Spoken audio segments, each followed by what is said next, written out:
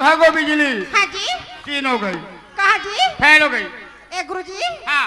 कल तुम पास कर भी ना? हाँ। कल होत भी हनिया 2 बाटल दारू पियाते हो गुरुजी। बने है बेटी बने है वो। सुना था गुरुजी। हाँ। अगर तुम लोग पास कर दे भी हाँ। मैं तो पैसा देते गुरुजी। काल पाकी गरम कर हो जी का।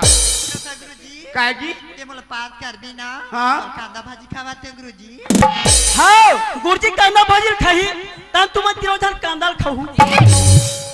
मंगलू राम। ओए तू गया कहाँ? फेल हो गया। कौन का थे? मैं का थो। कवाती दिन कैसे कराते रहे हो? तो पढ़े जाना बेटा। नहीं जमा थे? नहीं जमा थे। छुट्टी कर स्कूल। हाँ छुट्टी होते। ये सब बेकार पूछे। कहाँ बेकार रे? हम मन फेल हो गए इनता।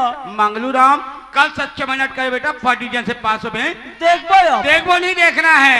ए भक्कू दादा। जी गुरुजी। अभी भी कैसे नहीं करने पड़े बेटा। मैं फार्म डाल दूं या घर में छुट्टी है सर।